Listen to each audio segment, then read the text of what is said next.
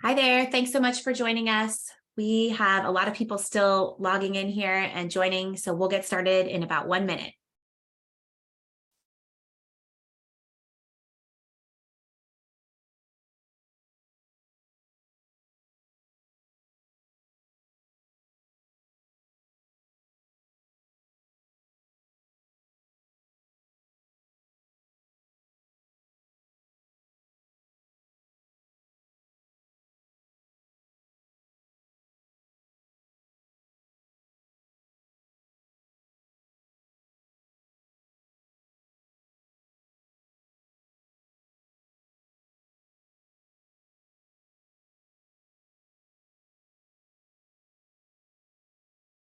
Okay, thanks so much everyone for joining us today. I'm Chelsea Treseder. I'm a practice consultant with Pivot Hearing, and Pivot Hearing is a practice development services group designed to help fortify private practices to make them successful, because we know that you in private practice provide the best patient care. We do lots of webinars every year. We like to bring good, practical, educational content to practice owners. We're really excited about today's topic, which is all about how hearing care practices are valued. Obviously, this is an important topic if you're towards the end of your career or been thinking about selling for any reason, or even just interested in developing your exit strategy. But it's also really important even if you're early on in your career. You should basically always be thinking about what your practice is worth and what it might be worth if and when the time comes to sell it. Making your business worth as much as possible not only bears fruit when it comes time to sell it, but also has a lot of advantages in the present as well. Additionally, getting your business ready to sell, even if you don't go through with it, is an exercise that has a lot of benefits, again, both when the time comes to sell as well as in the present. Things have been changing pretty dramatically, both in our industry as well as in the broader economy. So even if you've had a valuation done in the past or looked into what your business might be worth, chances are things have changed quite a bit since then. Okay, we can go to the next slide, Will. Here's what we're going to cover today. We're going to talk about hearing aid and audiology practice valuation basics. So if you have no idea how this stuff is done, we're going to make sure by the end of today you understand it. Even if you do kind of understand how practices are valued, we're also going to talk about the macroeconomic changes and industry trends that have made things a little bit different than they were in the past.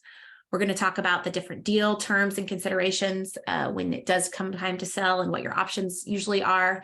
We're going to talk about how to prepare your business for sale, as well as how to increase the value of your business. And then we're going to leave plenty of time for Q&A.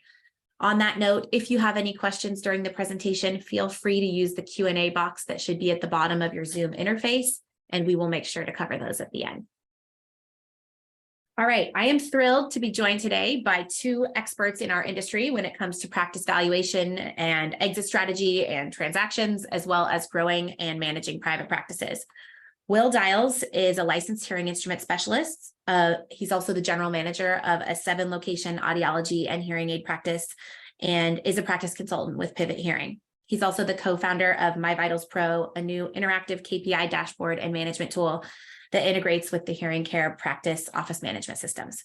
He has started practices from scratch, acquired practices, and helped countless other practice owners do the same, as well as helped other owners grow existing businesses and prepare them for sale.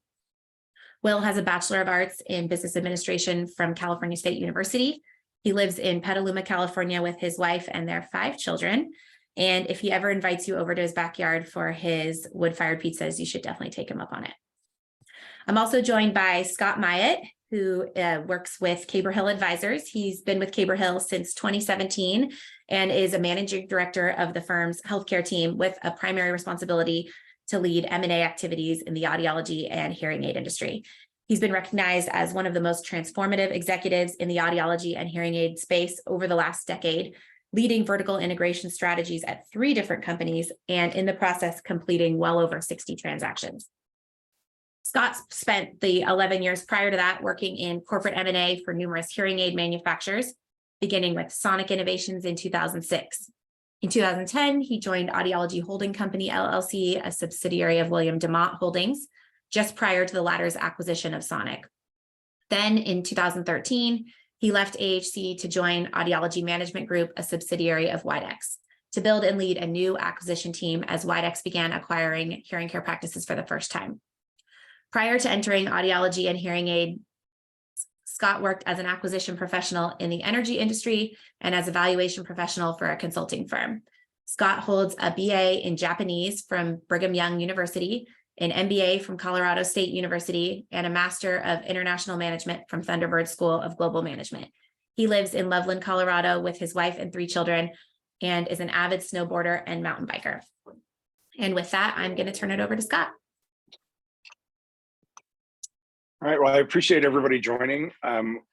This is kind of one of those things, Chelsea and Will and I were joking that, any one of you could talk circles around me when it comes to hearing aids and audiology. I don't know anything about that. Even the easiest terms, the most simple terms for you guys might just go right over my head. And so I hope that I am not saying things that people don't understand. If I am, then be sure and let Chelsea know.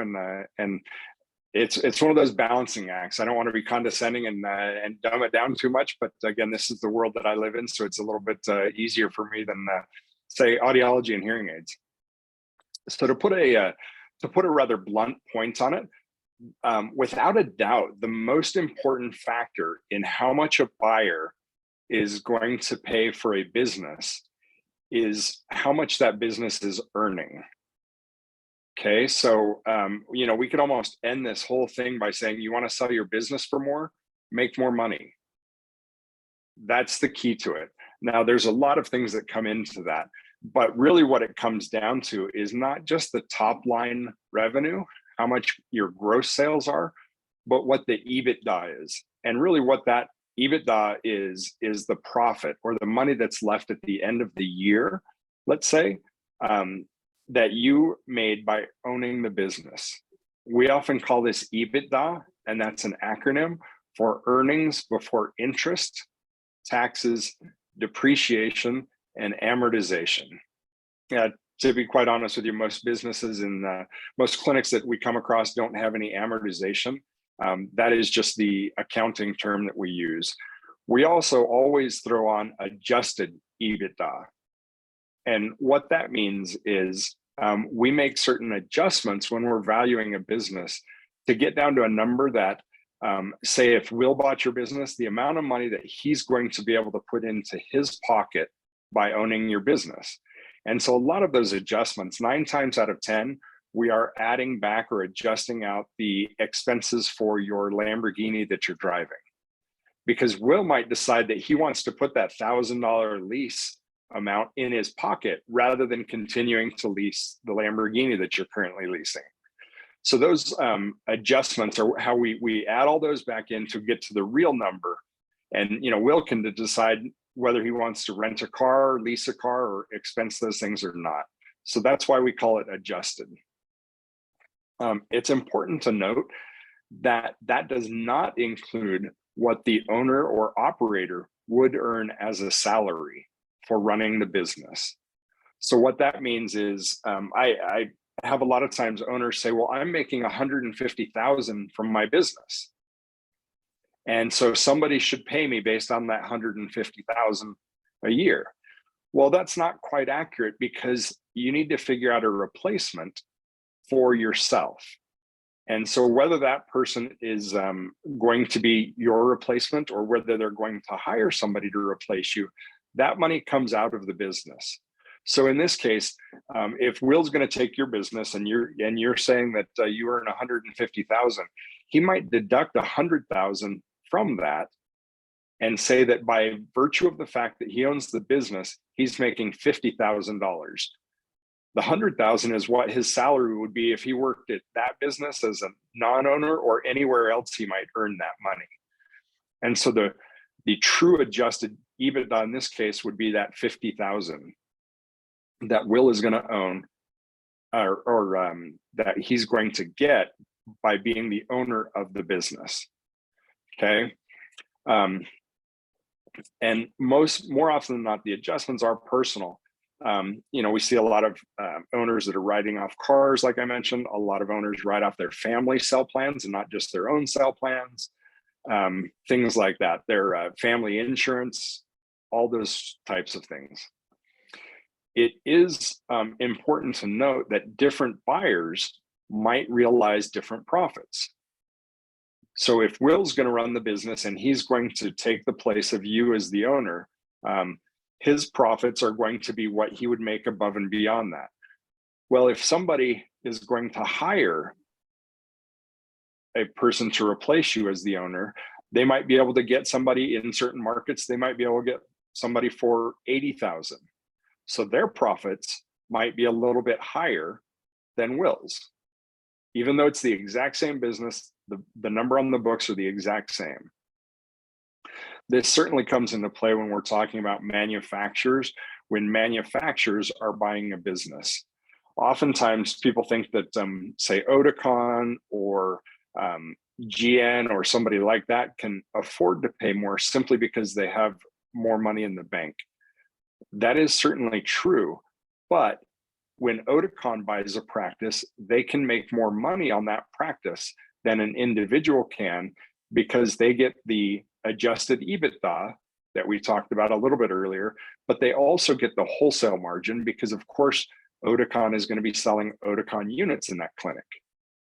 So not only do they have a bigger bank account and they can afford to pay more than Will can, they're going to make more money at the end of the year by owning that practice than an individual owner would.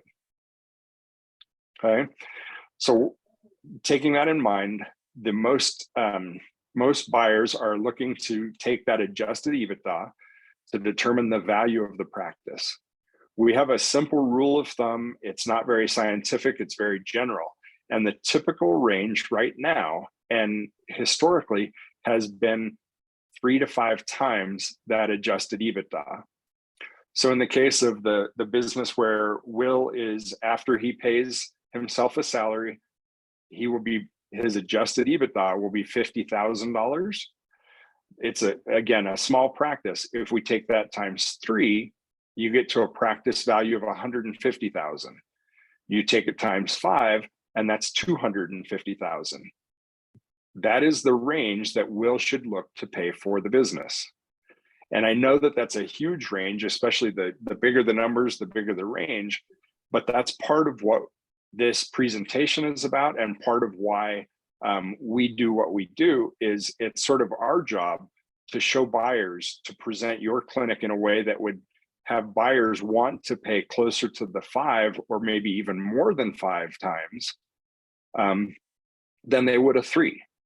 It's sort of like staging your house when you're getting your house ready for sale. You know, it always cracks me up when I see brochures or whatever, and there's a messy kitchen, and I'm like, why would a realtor even let you take that picture, much less put it in their own marketing materials? Well, maybe you're going to get lower end of the market there for that house just because the pictures were messy. That's sort of what we do, is help clean it up and present it in a good way. Okay, next slide. So when you're looking at that purchase price, a lot of people get hung up on the number. And I'm not saying that's necessarily a wrong thing, but you have to remember that price is only half of the consideration. The other half are the terms. And you can have great terms and you can have horrible terms. And sometimes in doing what I do in mergers and acquisitions, there's a little saying that we sometimes say, you can have your price or your terms, but you don't get your price and your terms. Okay, so you can't say, I want $1 million for my practice and I want all of it at close. You can say, I want $1 million for my practice, and somebody might say, okay, I can pay $1 million, but here's how I'm going to pay it. I will pay you, say, $700,000 at close, and then $100,000 a year for the next 3 years. So there are cases when you might want to take less for your practice because the terms are better. So for example, if the price was 1.5 million, with let's just say 1.2 million at close, and 300,000 after 1 year on a guaranteed note, versus a $1.8 million offer, which is $300,000 more, but they only want to pay, say, $1 million at close, and then $100,000 a year for the next 8 years, but it's contingent on you hitting some very strenuous goals, say growing every year by 10% or something crazy like that. We do see those terms sometimes. Maybe not that crazy, but I would take the first offer all day long because it's a guaranteed 1.5 million. You might only get the 1.2 at close, but then the other part of it is secured by a note. So those are much better terms. Occasionally, we do see some that the down payment is higher than the total offering price for something else. So it's very important to consider the terms and the price, not just the price. The reason that people use different terms like earnouts are because they want to reduce the amount of risk that they're facing when they buy your clinic. And so that is one factor in determining the multiple. Is the lower the risk, the higher the multiple. Also, the lower the risk, typically the better the terms. And I could talk for an hour and bore everybody to tears about that.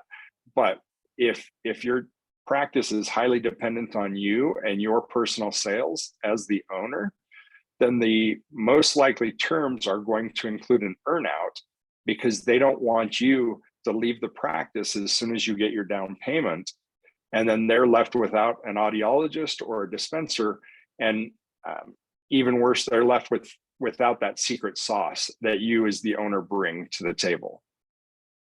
So they're going to reduce their risk by either offering you a deferred payment or an earnout. And that's not saying that your clinic is worth less. That's actually, I don't like earnouts, but in a way it should be flattering, because they're saying, hey, we really need you. The business needs you. It can't exist without you. We're concerned about it. There are plenty of deals, and I tell all of my clients that I do not like them to accept earnouts unless they remain in control and they are continuing to see patients. The reason for that is if a buyer comes in and they offer you an earnout and then they mess up the marketing, because a lot of them do, and your sales tank, you can't change that. There's nothing you can do about that if they're not getting patients in front of you. And that, to me, would be the ultimate stress, is seeing your sales numbers go down, knowing that you're going to lose 300,000 in an earnout and there's nothing you can do about it. So the only time that we recommend that our clients take earnouts is if they're remaining in control.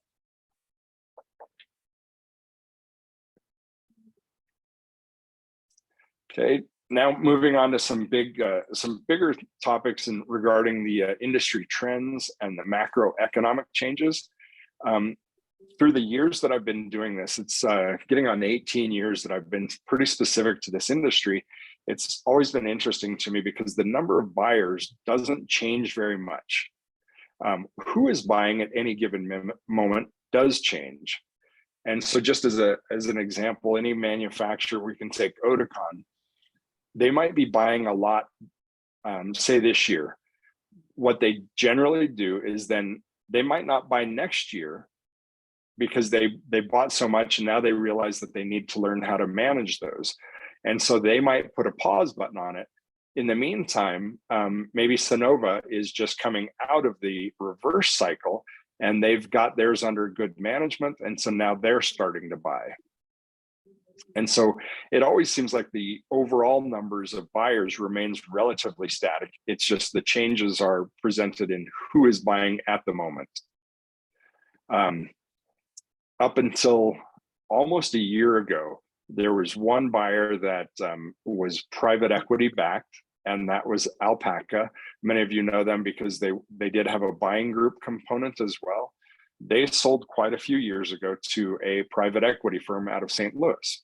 And I'm not giving away any trade secrets. This is all public information. Last year, Alpaca sold to Sonova.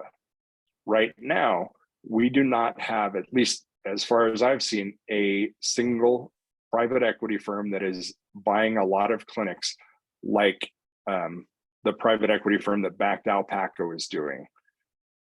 So there is a good chance that somebody will enter that market, but right now we're not seeing one. That has taken a little bit of pressure off the other manufacturers to compete with Alpaca, because now they're owned by Sonova. So one of the things this year that has differed in past years is, as everybody's well aware, we are looking at a potential recession, and the feds have decided to combat that by raising the interest rates.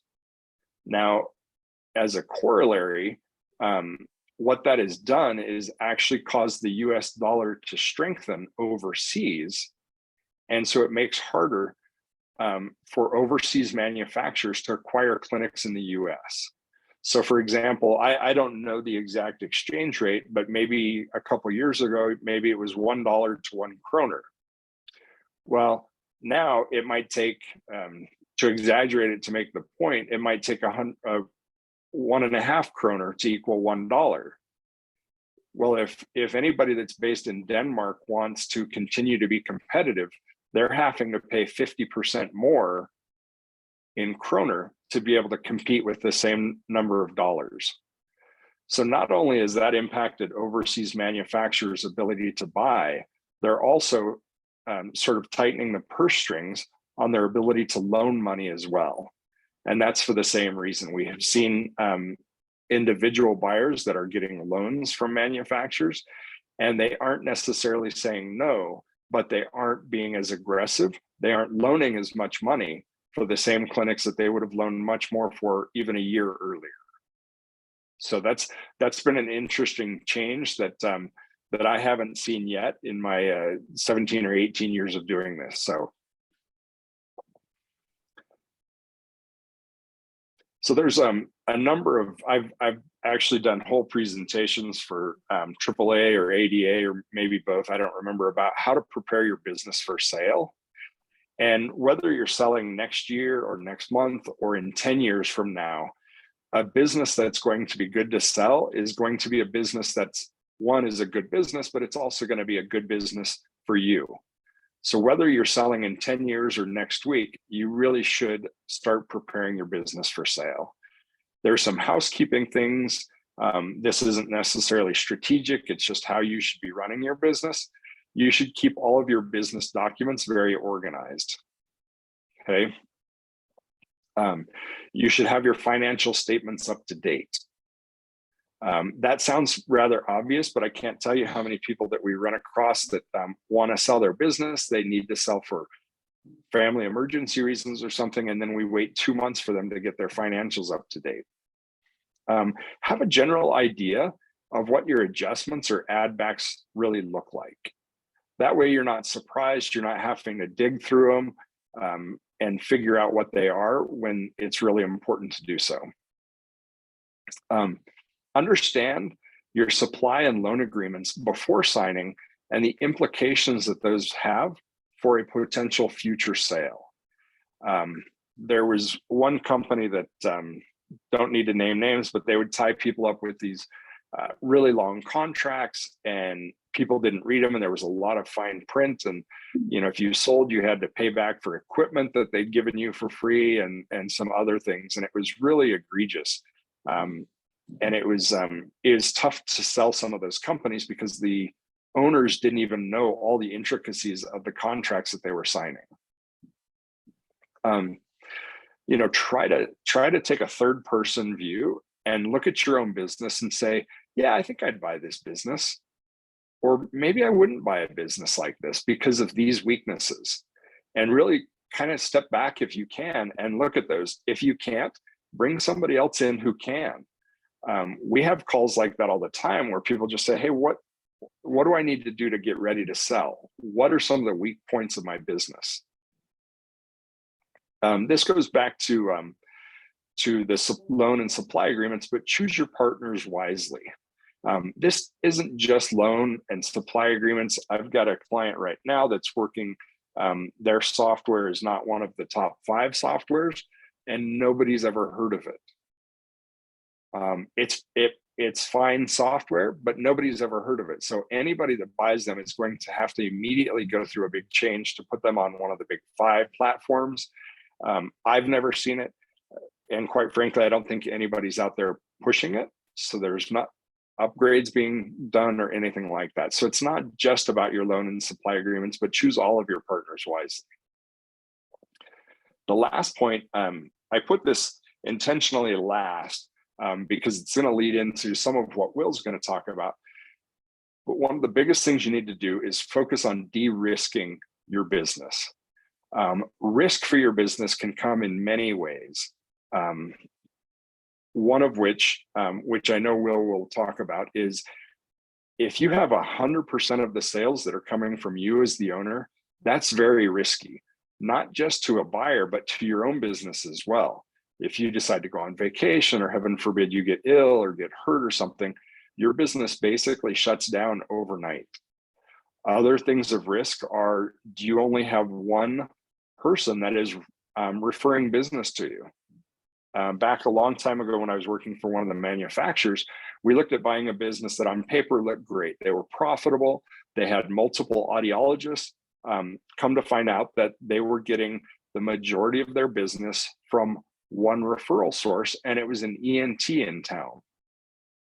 Well, that's not the worst thing, but it was risky. And then we dug a little deeper and we found out that ENT was actually getting ready to retire and was married to the office manager of the business we were looking to buy.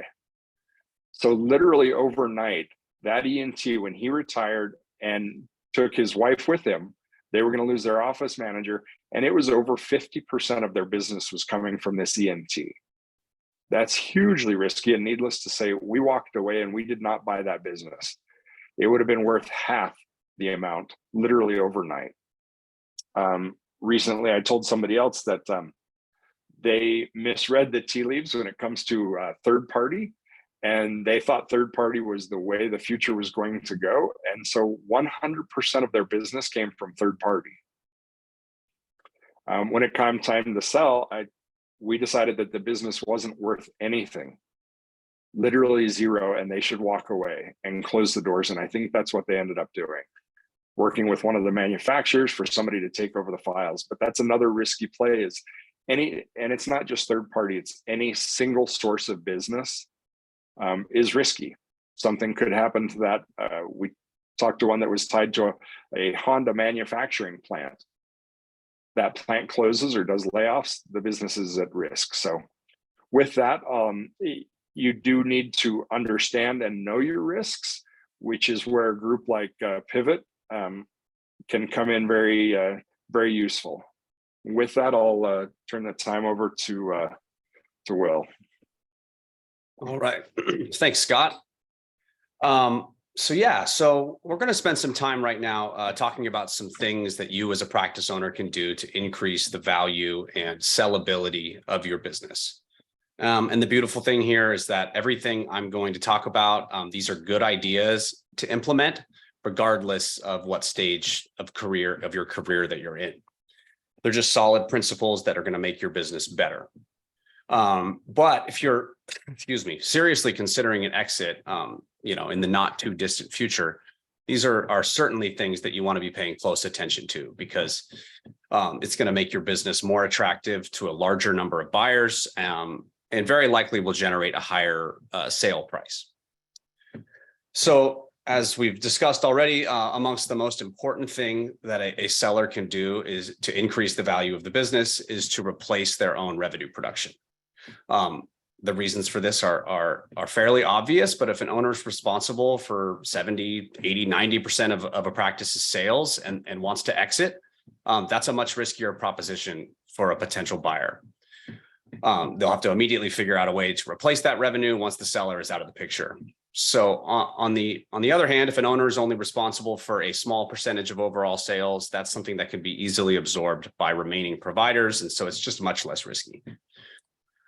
Okay, so as a result of all the work we've done working with practices over the years, we've developed a KPI dashboard. It's called My Vitals Pro. It integrates with the major office management systems in the audiology and hearing care space.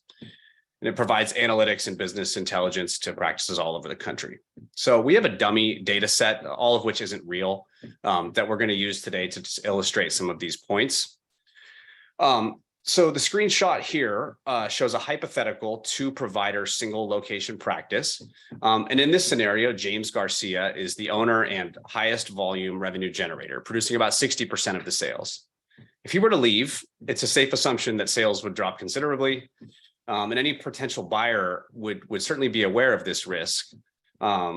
So the ability to replace the revenue generated by the owner here will be a serious consideration for a prospective buyer, and very well may impact their desire to make an offer or perhaps lower what they're willing to pay for the business. For an example of a much more attractive practice, to most buyers, let's take a look at another example here.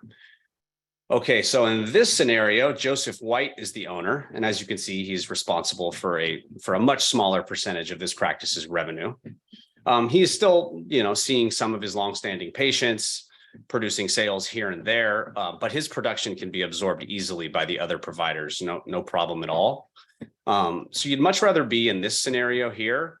And the degree to which you can achieve this, I would highly recommend putting together a strategy to not necessarily replace yourself entirely from patient care, if that's something that you enjoy, but to make sure that the revenue production for the business can continue whether you're there or not.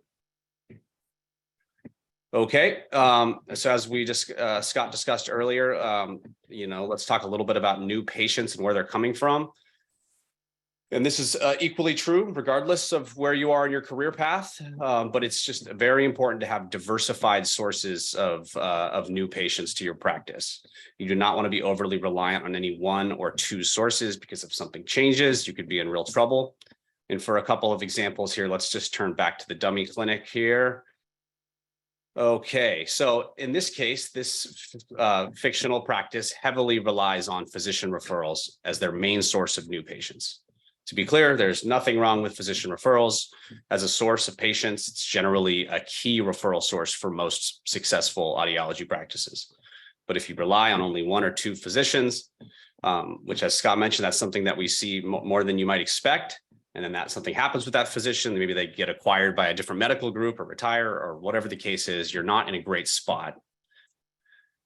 For an example of where you'd much rather be, let's just have a look at another, another fictional practice here. And as you can see, physician referrals are at the top of the list, strong driver of new patients. But there are a number of other key referral sources just below that are delivering considerable volume of new patients. So this is a much better position to be in, because any given change or any change with a physician or any referral source, insurance company, third party, whatever the case is, it's not likely to pose any sort of existential threat to your business. And Will, if I could just add there real quickly, what Will said is absolutely on target.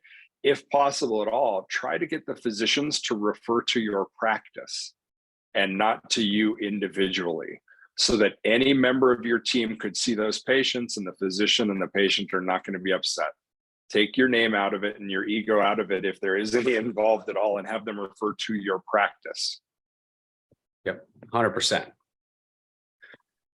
All right, so let's talk about database here for a second. So anybody who's been in this business for any number of years understands the value of a practice's database. The relationships that you and your team have built, over the years, just by taking care of patients, that pays enormous dividends over time. Any prospective buyer is going to be extremely attracted to a practice with a large, nurtured, and engaged database. And the continued success of the business will largely be predicated on that new owner's ability to have success with the same patients in the database, which is in large part what they're actually buying. So what should you be doing about that? We recommend regularly, surgically communicating with your database in a number of different ways.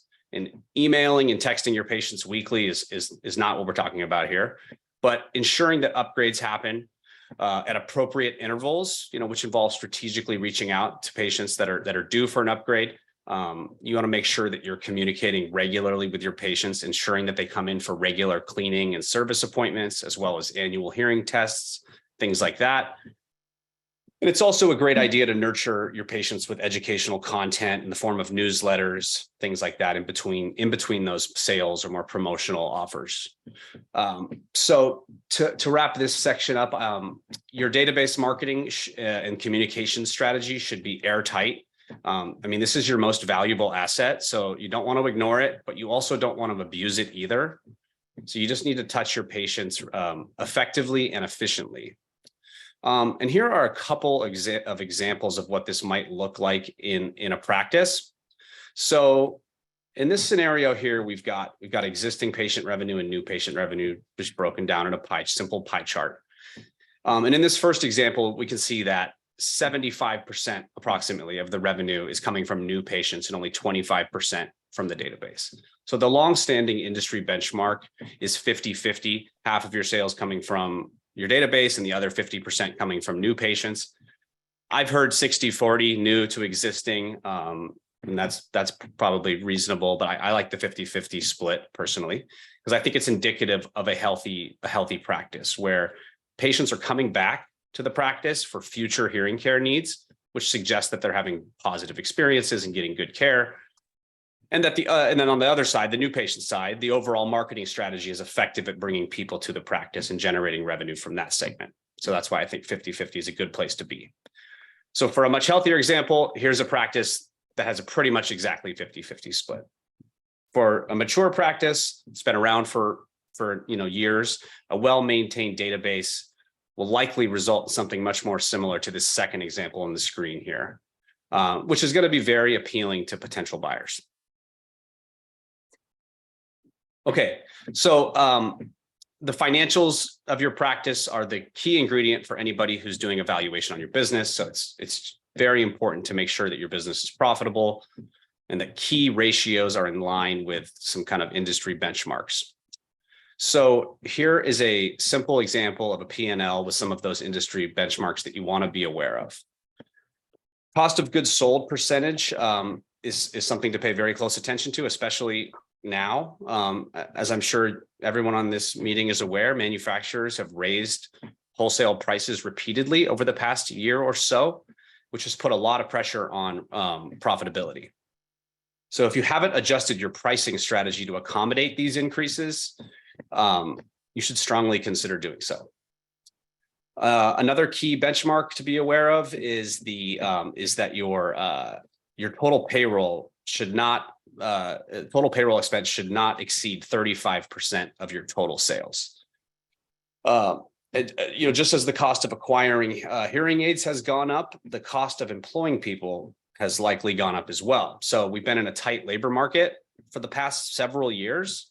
So you are likely paying more for the same amount of employees, or paying more to your staff than you have in previous years.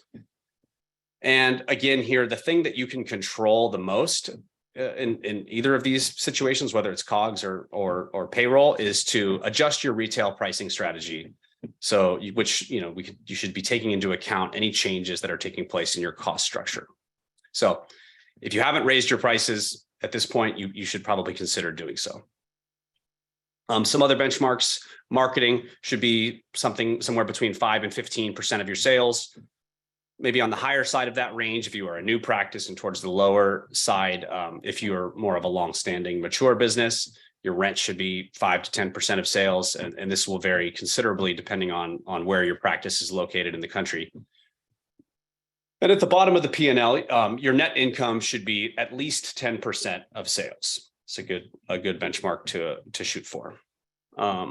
And perhaps not extremely relevant to the conversation today around buying and selling practices, because when a transaction takes place, a new owner is not generally going to purchase the accounts receivable or the cash on hand.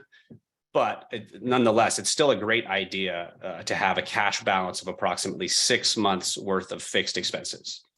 That will keep you afloat in the event of a severe downturn in sales due to illness, unexpected things like natural disasters or anything along those lines. You'll have the cash on hand to keep things going while you bounce back. And your accounts receivable balances that are past 90 days, you want to keep that balance as low as possible, because Unfortunately, when it gets beyond 90 days, your likelihood of collecting on those diminishes considerably. So you want to keep that 90 plus aging bucket as low as possible. Easier said than done with certain insurance payers, no doubt. Okay, so the final point here I want to talk about is the team and culture that you want to create in your business. So I think back to what Scott said earlier around creating a business that you would actually want to own. And I can't think of a better way to do that than by building a strong team with a great culture, a place where people want to work, like working with each other. And this, like everything that we've talked about, will pay dividends regardless of your desire to sell or your timeline for selling. But if we do think about this from the perspective of increasing the value of your practice, for a potential sale, a strong team with a great culture is going to help in a few ways. One is it will result in much lower employee turnover. A prospective buyer who sees many longstanding providers and support staff on the payroll will probably assume that this is a place that people want to work, they like to work, and that they're likely to continue, working there, under new ownership. Another benefit is that if you have a great team where everybody's working towards the same goals of taking care of patients and supporting each other, your business is likely to generate more revenue and have better looking financials as a result of that. So there are many other benefits to having a strong team and a positive culture. But if you're considering selling, your team will be a very important consideration for any prospective buyer. Okay, so that wraps up the section on steps that you can take to increase the value and sellability of your practice. And with that, I'm going to turn it back over to Chelsea. Great. Thanks, Will. And thanks so much, Scott. So before we jump into the Q&A, which as a reminder, I have a few questions already, but if you have a question, feel free to drop that in the Q&A now, and we'll get to those in a couple minutes here. But before that, I did want to share our philosophy at Pivot Hearing, which is that when private practices put patient care and experience at the center of their practice and build a fortified business model around that, they will succeed no matter the challenges that arise. When you start with patient care, business results generally follow, and that carries through in the value, attractiveness, and future sellability of your practice to a potential buyer. I also want to read our mission statement, which is Pivot Hearing stands with private practices because we believe they provide the best patient care, and it is our vision to successfully fortify those practices to thrive in their local markets. Pivot Hearing develops impactful, forward-thinking, real-world tools to help private practices compete and grow the value of their businesses. And we don't just bring ideas, we also deliver lightning-fast execution so your practice can stay one step ahead. We offer practice development in 3 major categories. Offense, and this is how we help you acquire organic, diversified sources of new patients like Will was talking about earlier. Defense, which are the ways we help you nurture and engage your existing patient database. Again, something we talked a lot about today, as well as defend against any and all competitive threats that exist today or that may come in the future. And finally, coaching, which is all of the other practice management support that we deliver to you and your team, such as recruiting, training, the best-in-class KPI analysis that Will touched on a little bit today as well, and so much more. As fellow practice owners and seasoned consultants, nobody offers better thinking around what it's going to take for private practices to succeed in the short, medium, and long term. Nobody executes as quickly on the database decisions that we help you make using My Vitals Pro, the tool you saw a little bit of today, which can help you de-risk your business, like Scott was talking about, as well as ensure that the right things are getting done well and quickly to move your business forward. We also offer really competitive hearing aid pricing. You get to retain your perks and benefits, and there are no contracts, commitments, or minimums when you work with Pivot Hearing. We'd love the chance to get to know each and every one of you. If we don't already, get to know your practice, your market, understand what your goals are as far as growing the value of your business, whether it's to be more profitable or more fulfilled today, or to achieve your longer term, exit strategy goals. So we can go to the next slide. If anyone's interested in that, I encourage you to visit our website, which is pivothearing.com. I've also got email address, contact information up here for both Will and Scott if you have individual specific questions as a result of the webinar today. And one thing I should mention as well is that if you ask a question in the Q&A here, it's anonymous to everyone except me. So I do have a few questions here, which I'll get started with, but if you have a question you'd like to ask, just know that it will be anonymous, or you're always welcome to contact Scott or Will after the event. So with that, I'm going to start going through these questions here. I think this first one is for you, Scott. So this attendee is wondering who you're seeing as buyers right now. So if there isn't a big private equity firm and fewer manufacturers because of the changes in interest rates and just other changes we're seeing, do you see other buyers stepping in? The answer to that is yes, we do see other buyers stepping in. They are, for the most part, individuals. Some of them are being backed by manufacturers with manufacturer money. However, they are individuals. Sometimes we refer to them as consolidators. So they are looking to acquire a number of clinics. Right now, some of them we're working with are a little bit small. It definitely has made my job a little bit tougher because back in the day, we could send it to 5 different manufacturers and you'd get 5 offers. And one of those would ultimately be the buyer. It's not quite that way anymore. And so we're having to hunt. Luckily, we've been in this industry for quite a while. Others at Caber Hill have been in the industry as well. And so as an example of how that works, one of the clinics that I recently sold this year was to somebody that I happened to work with at all 3 of the manufacturers that I worked with. Everybody knows that this is a small and incestuous industry to a certain extent. And we happen to work together 3 different manufacturers, and he ended up being the buyer. So it's a little bit tougher, but they are going more to individual consolidators than they are to manufacturers currently. Great. Thanks, Scott. Okay, this next question is for you as well. I think a lot of them are going to be. So are private practices worth more if they have multiple locations? The answer to that is maybe. I would rather see one location practice doing $1 million than a 4 location practice doing $1 million, because that means each location is only doing 250,000, and there's not too many buyers that look very favorably upon that. The caveat to that is if you're in South Dakota, you might need to have 4 practices doing 250,000 each. Just because it's very rural and that's what you need to do to serve your patient base. However, a lot of, in the past, some of the manufacturers that we're buying would use a benchmark of $450,000 per location. So really think twice. Having said that, I've got a friend in Colorado that he'll do 200,000 a year out of a location that he goes to once a month, and he pays like $100 a month in rent. So it's not an easy question to answer. It's a great question, but it's not just cut and dried. Great.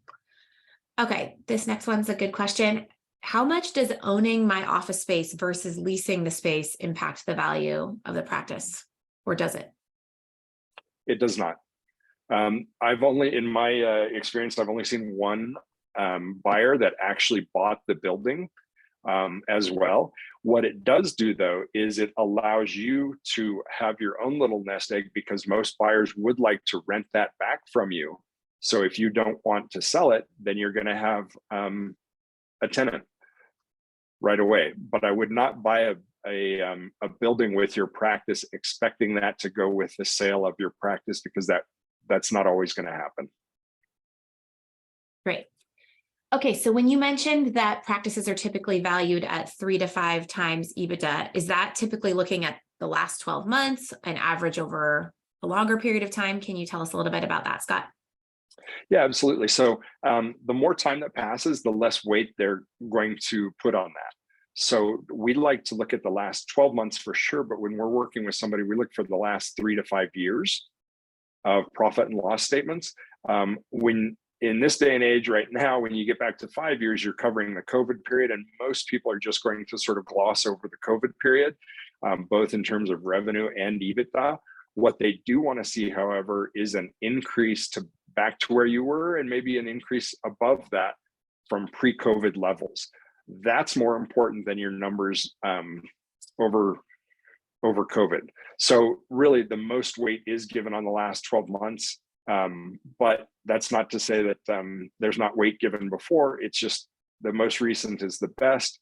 A lot of owners prep their business for sale and really spike their EBITDA the last year, and everybody sees through that. So a consistent pattern is the best, but the most rate will come on the last 12 months. Great.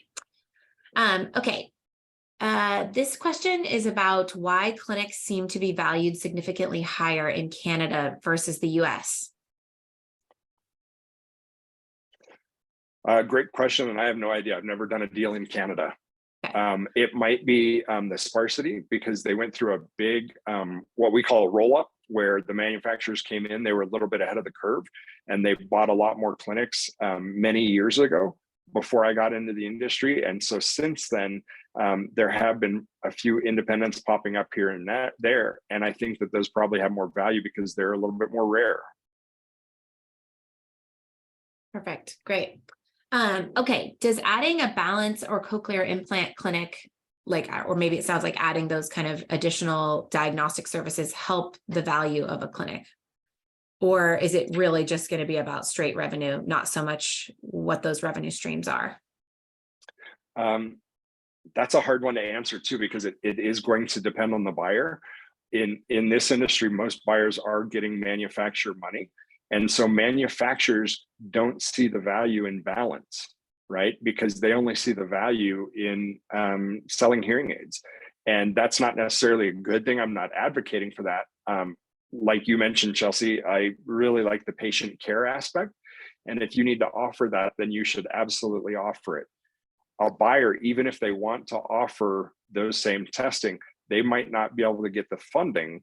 So let's just say you're doing $1 million a year in revenue, 800,000 is hearing aids, and 200,000 is balance or other testing.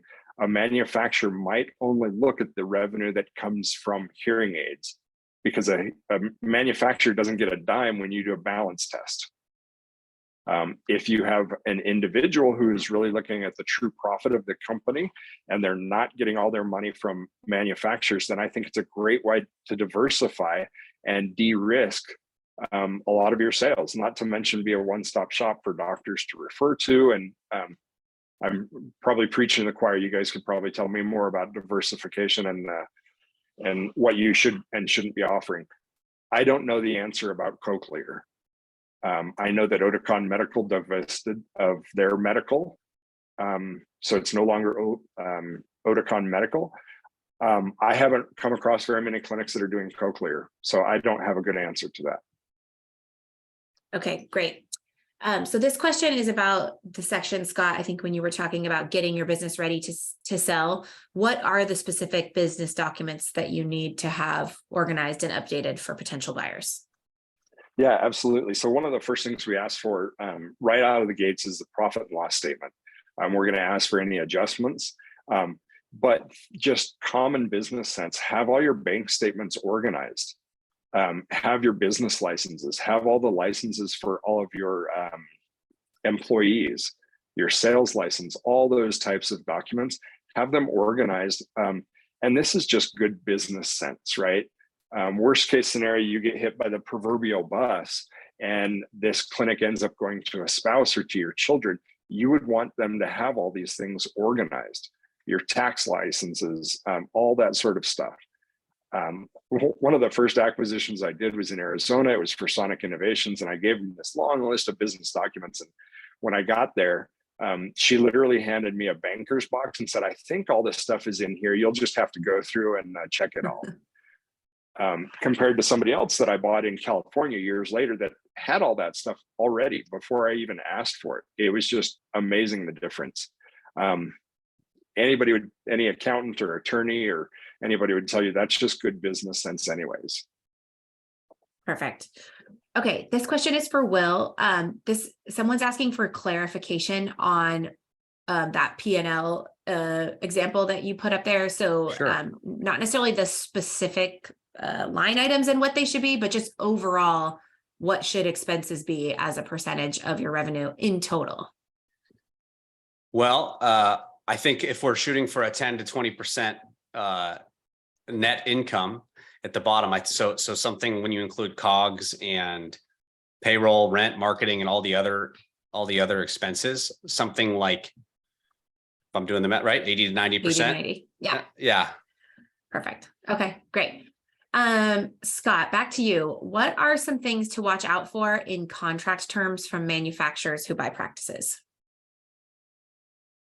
You know what? I'll be honest with you, the manufacturers are pretty good because they bought so many that you obviously need to get competent legal help. But we've worked with manufacturers and they really don't try and slip things in. They're going to be out there. What they are going to do, because they are manufacturers and they have very good / expensive attorneys, is you and your attorney may be overwhelmed by the contract, the purchase agreement when you get it. I don't think the manufacturers are out there to hurt anybody or to try and deceive, but they've done so many of these, and the scale of what they've done, they've bought clinics, that are $50 million or businesses that are $50 million. And so when they come to yours that might be doing, less than $1 million, they might use the same contract. And so it might be overwhelming. It's not to say that they're trying to hurt you in any way.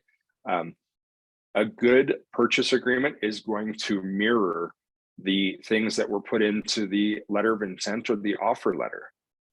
So those are the biggest things you need to check. I just haven't seen any manufacturers out there that have bought or are currently buying that are trying to do that in any way. So, have your competent legal team look it over, but most buyers out there are pretty upfront and they're good. But in the offer letter, you need to make sure and see about how long they're tying you up and how they are tying you up. So if it's going to be with an earnout, do you have to continue working? What are your responsibilities? What happens if you miss your goals? If they want you to go 5% and your earnout is tied to that and you miss it and you get 4.5%, what happens? Do you get a portion of that? Do you get zero? I would hesitate to tie, and unless they're going to completely leave you alone, I would never advocate for somebody to do an earnout that is based on profitability. When they can come in and they can give everybody raises, they can charge you more for product, they can spend more on advertising or anything like that. If your earnout is tied on profitability and you don't have control over that, that can hurt. But I don't see most manufacturers doing that anymore. Great. Okay, this next one's going to sound like a fake question, but I swear somebody actually asked it. So do you think using the My Vitals Pro tool would help me sell my practice to give the buyer a clear picture of what's going on? I wish I had thought to fake ask that, but somebody really asked it. The answer is absolutely yes. And this is, I promise Pivot's not paying me. I'm not getting anything on the back end, but the sooner that you can put something like this MVP in place, the more valuable it's going to make your clinic, because you're going to be able to see the areas that you need to de-risk your business. So if you put it a week before you're putting yourself on the market, you're going to see all these weaknesses, but you can't do anything about it. And then you're going to show the buyer that. So ideally, you put it in this before and you start working on the things that it shows you, that it highlights where your weaknesses are. So the sooner you can put it in, the more, in my opinion, if you act on those things, the more valuable your clinic becomes. But the information, I literally have a buyer right now that is just amazed because my client is using MVP and I'm a huge proponent of it. He was absolutely blown away, and ideally he's going to become a Pivot customer because he loves what he sees. So that, I promise that's not just a pitch for Pivot. If you can do it some other way, then great. But I've never seen it done the way MVP does it. Awesome. Thanks, Scott. This is also not a fake question, so this one's for you too. What does it take to work with you to help in selling a practice? Really, so Caber Hill, and this is what I would tell anybody, Caber Hill is not a business brokerage. There's some differences that may not mean anything to anybody listening, but we don't take on 100 listings hoping that we're going to sell 10. We take on 10 listings hoping to sell 10. And so it's really a partnership. And that goes both ways. If you don't feel we're a good partner for you, then by all means don't use us. but we have to feel that we're a good partner for you, and we're not going to take you on just because you're for sale and we want to put you up on our website. If you went to our website today, you're not going to see any businesses for sale. That's not the way we do things. So it's really a partnership, and it has to make sense for both of us.